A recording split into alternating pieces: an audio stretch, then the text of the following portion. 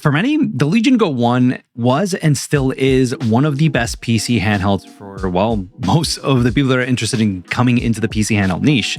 But with Lenovo releasing the Legion Go 2, you gotta ask yourself, is the jump from the Go 1 to the Go 2 worth the almost double asking price? Now, in this video, I'm going to be talking about numbers and FPS eventually, but I do want to break things down from more of an anecdotal perspective. I want to talk about my experience playing games on these handhelds and whether or not, I would even recommend this to anyone, recommend the jump from going from one to the other. Now, it's not just going to be numbers, and we all know that when it comes to these handhelds, it's not just numbers. That's not what makes the handheld, just that. I want to, have a comfortable time playing these games on here. So if it's uncomfortable, why would you even put yourself through it in the first place? Now, I'm not going to waste your time when it comes to the specs. Pause the video here if you just want to, go through them and see them for yourself. But I should go ahead and let you know that there is a difference between these two here. Lenovo technically doesn't know I exist, so I bought both of these with my own money at Best Buy. That means that the performance that you'll see here should be very similar to what you see, if you were to buy one on your own with your own money at the store. Now, almost every single dollar that I do make on this channel goes into either, buying things to review or equipment to just make things, better and prettier when it comes to these videos. So I don't really have that much extra cash when it comes to the channel as a whole, but these PC handhelds are pricey. So when I bought the Legion Go 1, I just went with the cheapest Z1E model that I could find. With the Legion Go 2, I also went with the cheapest Z2E model that I could find, even though technically I just bought whichever Z2E model I could because there just aren't that many. Even now, these things are sold out. That being said, my Legion Go 1 is the model that comes with a 512 gigabytes of onboard storage instead of the 1 terabyte version. And I gotta say, going from, the Legion Go 2 that I tested out recently to the Legion Go 1 to test things out in today's day and age, yeah, I could definitely feel the squeeze when it came to the space.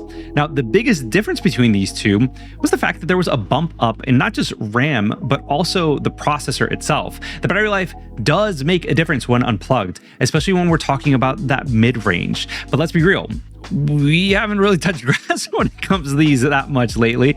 And most of the people that I do know that play these games anyway, they're typically playing, plugged into a power outlet. They're not really worried about the battery life that is there. Personally, for me, I only really use these unplugged whenever I'm traveling, like in a plane or a train or whatever it may be, just to, kill some time when it comes down to things whenever I'm traveling for work. Now, if you're only going to be using this plugged in, then you definitely might want to consider things, especially when it comes to the high end, because, well, we'll just talk more about that later on. Let's pivot a little bit to one of the biggest deciding factors when it comes to these PC handhelds overall, and that's pricing.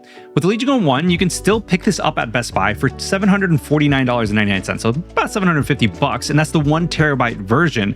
But you can also find these used online, relatively inexpensive. We're talking about like $300-ish. So it's really not that bad. And if you want to get that and you get a 512 gigabyte, you can always upgrade the SSD inside or just get in a microSD card and you're pretty much set.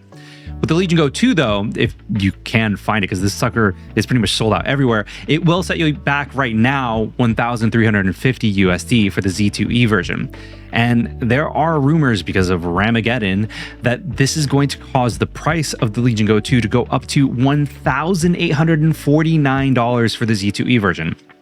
Another option when it comes down to all of this is going with the Z2 non-extreme version. It technically has half the RAM and, it's still the same screen and, it's still the same format and feel, but it'll cost $1,099 instead of $1,350. So, personally, I would just pay the extra $250-ish and just go with the Z2E version instead of the Z2 non-E version. Now, in terms of like the price bump that is there, I haven't heard anything about the prices so far. So let me know if you've heard anything down in the comments below. But yeah, in terms of like pricing and things like that, that's as far as I know. But first things first, let's just get this out of the way. There is absolutely no denying that the screen on the Legion Go 2 is absolutely freaking gorgeous. The deep OLED blacks, the vibrant colors are a sight to behold. And there's really only so much that I can show you about the screen through a YouTube video without you actually seeing these with like your own naked eye. Because the difference between the two panels that are there is definitely there. That being said, the Legion Go 1 is no slouch either, though. Its 1600p IPS 144Hz panel is pretty fantastic, and even now, it looks so dang good. The colors are just so vibrant, and because of the aspect ratio, you can actually do some solid integer upscaling. The only thing that, this is really held back by is the fact that there's only a 500 nit peak brightness, whereas the Legion Go 2, with its HDR, without it won't hit it, but with its HDR can hit 1100 nits. So it's pretty fantastic. Now, with the screen being all said and done, audio was something else that you want to take into account whenever you're playing games, just to have that immersion that's there. Audio was by far one of the worst things about the Legion Go 1, the original Legion Go 1. It just wasn't good at all. Like, I usually don't play with headphones unless I'm like either on a plane or, a loud train and I need that noise cancellation. But that being said, there were definitely some things that you could download to, tweak some EQ settings like FX sounds. And I'll have a link down below if you want to go and check that out for yourself. But it just wasn't enough for me to say that this was actually good compared to some of the other PC handhelds that are out there, like the MSI Claws or the Xbox Ally X's or the regular Ally X, or even the original Asus ROG Ally. It was night and day when it came to the quality of the sound that came out of it. Now, when I was at CES last year, I got a chance to see the Legion Go 2 before it hit shelves, and I was definitely disappointed by the fact that the speakers were still upward firing. Anytime that there is a handheld that has upward firing speakers, I'm not a fan of it. In fact, I told the rep that I wasn't a huge fan of it, and they should just go the route of Nintendo and just kind of, have those speakers at the bottom of the screen if they're going to keep on doing this whole detachable Joy-Con-like controller thing when it came to the Legion Go 2. Either way, the Legion Go 2 is an improvement over the original when it comes to audio, but, the audio is just nowhere near as full as other PC handhelds out there. But it is improvement out of the box, and, for that, I've got to give kudos to Lenovo when it comes to, designing the Legion Go 2 and just sticking to their guns. Now, if we're talking about ergonomics and things like that just talk more about comfort, the buttons, they feel a lot more clicky on the Legion Go 2, but, just barely in comparison to the Legion Go 1. And there's a touch more tension when it comes to the analog sticks that are there. Or maybe it's just that it's newer and it just hasn't gone through the paces like my Legion Go 1 has. I mean, I don't know, but it feels nicer in the hands. The triggers feel much better than they do on the Legion Go 1. I mean, it feels good on the Legion Go 1, but I don't know. The Legion Go 2 they're just much more refined, if that makes any sense. There's more of a curvature, of a natural feel to it, to the trigger themselves when we're talking about the difference between the two, but it's very slight. It does make it feel much more ergonomic, and there is an overall matte finish to the Go 2 that just adds this premium feel to it that is very hard to, put into words. But when you put that in your hand, man, it feels absolutely fantastic. Now, this is especially true when you're going from the Legion Go 1 to the Legion Go 2. The difference is definitely there. But here's what's interesting about all of this. In some ways, the Legion Go 2 is a downgrade when it comes to the overall weight on things. Yes, technically it is more powerful than the original, but the battery is larger and there's overall more tech that is inside. So technically it's 8% more or less heavier than the original. That being said, the Legion Go 2 is by far much more comfortable, like night and day comfort, at least in my opinion, when you're playing for longer periods of time than, it was on the Legion Go 1. Even when you're playing for just a few hours in bed, on the couch, or whatever it may be, because you have more curves, you just can be much more comfortable. It just feels much more natural in the hands. The original controllers were flat and edgy, and, it was very uncomfortable because that flat edge just dug into the palm of your hand, and it just wasn't comfortable in my eyes. I've also got to give props to Lenovo for deciding to separate the macro buttons on the side of the right controller. It makes playing games much more easier and much more comfortable when even you're going into the FPS mode, but I'll talk more about that later on. The great thing about all of this is that you can technically get the Legion Go 2 controllers and use them on the Legion Go 1. They also work on the, hold on, let me see what this is called. This is the this is the Lenovo Legion Go charging connector. This is something that has a battery built in for the controllers, so it essentially connects your loose controllers and charges them at the same time. If you can connect this to a USB-C adapter or charger, then you can charge both the controllers and this at the same time. This is actually pretty great if you are using this in a desktop situation or in the living room. If you have like a living room setup, that way you can play while you're on the couch. Now, let's talk a little bit about the other mode that you use with these, FPS mode. Yeah, I've never been a fan of these since the beginning. Like to me, it felt like a gimmick, and it still feels like a gimmick. It's just not something that I would use. But if this is your one and only PC, whether it's a PC handheld, a desktop, whatever it may be, and this is your go-to option, then yeah, I would definitely recommend it. But I can't help but think, what would it be like if this didn't have detachable joycons? What would be the cost? How many of you all, and guys, be honest with me, how many of you all wish that we got the ergonomics that were in the Legion Go S with a Z2E chip that's found in the Legion Go 2 with the same OLED screen that is found in the Legion Go 2? Do we really need to have detachable Joy-Con-like controllers on the Legion Go 2 to have a premium experience? But, I'm curious to hear your thoughts on this, because for me, I would have been fine, but it's here, it's there, it's still comfortable, but yeah, it is what it is. Now, I should take a moment to talk about this little guy. Check this out. This is called the Wow Cube, and it's kind of like, well, basically a Rubik's Cube, but from the future. It looks really simple and easy to use, and that's because it is, but there is a ton of tech that is jam-packed inside. There are screens all over it, and you can twist it and move it around and pick the app that you want to get into. And once you find that app that you want to get into, all you have to do is just double tap on the side and you're going to jump right in. Now, there are plenty of apps that are already pre-installed to play on here, and when you're done, you want to play something else, all you have to do is just shake the Wow Cube and it'll take you back to the main menu. Now, there are 8 cubes in total that are here, and in each one, there's a processor, an accelerometer, a gyroscope, and even a speaker. All that put together helps create this awesome experience. It's great for kids or just having nearby to help take your mind off of things for a few minutes during a hectic day. Now, I've played all sorts of things like Cut the Rope or Space Invaders, and have used other apps on here as well that take full advantage of the form factor. Once you're in an app, or just want to play some games that interact with the Wow Cube, it all just kind of clicks and makes sense, especially when they take advantage of that form factor. Now, there are other ways of using this too, like you can have it sit on the desk and tell you the time or tell you the weather, whatever it may be, and there are a ton of things that are available for developers as well. The best part of all of this is that there's an app that you can control, you can update, you can change settings on this thing on the fly. Overall, it's honestly pretty awesome.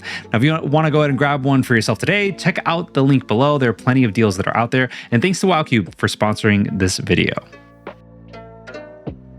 All right, let's talk about some benchmarks, specifically synthetic benchmarks. And I think that this was a given, at least with the results that we have here, because you have a newer APU, so it makes sense that it should perform better than the previous one that came out. But honestly, it's not that big of a gap, especially when it comes to Time Spy. I ran Firestrike first, but seeing Time Spy, I was a little bit taken aback. But that being said and done, does that translate to actual real world numbers? Because we have to throw some games at it and see how it actually runs. And this is where things got really interesting. A little tiny bit of a caveat here. Both of these units are going to be running the Xbox full screen experience, and both of these are going to be running at 1200p resolution. Yeah, I turned down the internal resolution of Legion Go 1 from 1600p to 1200p just to give it more of a fighting chance against the Legion Go 2. Now, when we're talking about the high end, we're talking about plugged in and everything like that, there's a bit of a difference there, but my testing showed that an average of about 20%, give or take, across the board is more or less what you can expect at the time of, publishing this video, well, just before when I did the testing. Some games will obviously test better than others, and some results will be kind of similar. It really depends on whether or not it's a CPU or GPU intensive on the individual game on a game-by-game basis. But the difference between performance and actually being plugged in is minimal. But you know what? Like, if I were going to, crank it up and play everything on performance, I'd recommend going with a custom TDP to really crank up the performance on both of these handhelds and just get the best of the best that you can get on the go. It'll obviously kill your battery, but you'll have a beautiful and amazing experience as a whole.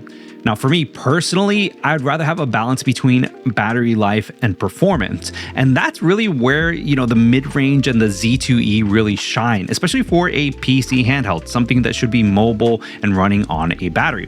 Now, I'll talk a little bit more about battery life later on, but the amount of performance that you can get out of all of this is absolutely amazing at the mid-range. It's honestly phenomenal and is something that puts the Z2E as a strong contender if you can find a Legion Go 2 with the Z2E and have the spare cash for it. Now, as we go further down in wattage, the performance drops, of course, but there's something that I definitely want to mention here, especially going into the quiet mode.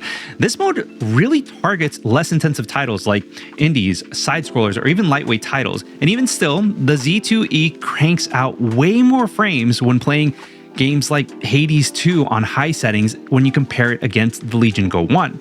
Put in some emulation or something that just doesn't require too much juice, and you're going to be set for hours on end. Speaking of which, we should probably talk about how many hours you're going to be getting when it comes to playing games on these two on battery. Now, when comparing the two, the Legion Go 2 obviously comes out on top. This isn't just because, the larger battery, but also the more efficient chipset that is in the Legion Go 2. With an average of almost 8 hours in my testing in quiet mode on Legion Go 2, you'll be playing Hades 2 all day long on battery.